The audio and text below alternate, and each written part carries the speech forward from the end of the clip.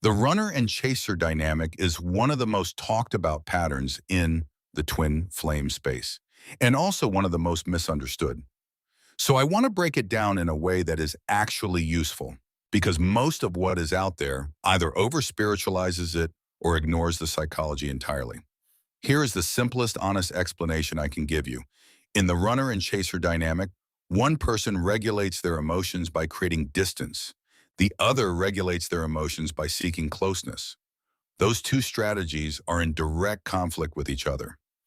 And when they meet in a high-intensity connection, the result is a painful and self-reinforcing loop. The runner is not cold, they are overwhelmed. When the connection gets too intense, too close, too vulnerable, their system responds with distance as protection.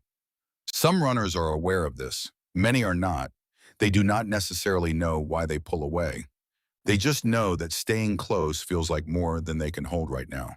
The chaser is not needy. They are activated. When the runner creates distance, the chaser's nervous system reads that as danger. Not emotional discomfort, danger. The response is pursuit, checking, over-explaining, trying to create enough clarity or closeness that the threat of loss goes away. Here's the important part. The more the chaser pursues, the more the runner needs space.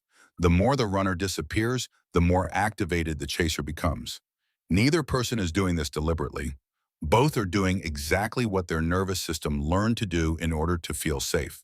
This is not a spiritual punishment. This is attachment theory playing out in a high-stakes emotional environment. Now, where does it come from? The runner pattern almost always traces back to early experiences where vulnerability led to pain. Closeness was followed by rejection, loss, or overwhelm. The nervous system learned, don't get too close, because close is where you get hurt.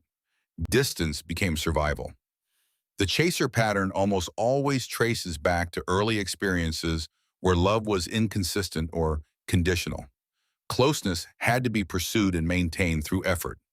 The nervous system learned, if I stop reaching, I lose the connection. Pursuit became survival. Neither wound belongs to the other person in the dynamic. Both wounds were there before this connection arrived. The connection just activated them in a way that previous relationships did not. So how does it change?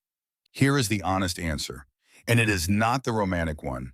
The dynamic changes when the chaser stops chasing, not by becoming cold, not by pretending not to care, but by genuinely redirecting the energy inward, by asking not how do I get them to come back, but what is my anxiety about their distance actually telling me about my own wounds? When the chaser stops, one of two things tends to happen. The runner feels safe enough to move closer because the pressure dropped, or it becomes clear that the runner's pattern is not going to shift regardless, and the chaser finally reclaims their own ground.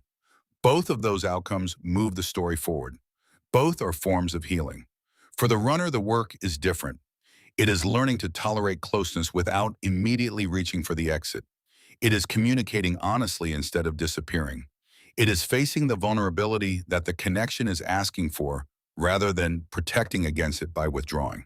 Here's what I want you to take from this. Whether you are the runner, the chaser, or somewhere in between, the loop does not break from the outside, it breaks from within. Specifically from within the person who is willing to look honestly at what their role in the pattern is actually about. You cannot force someone else to do their work. You can only do yours. And that is not a defeat. That is actually the most powerful position you can be in.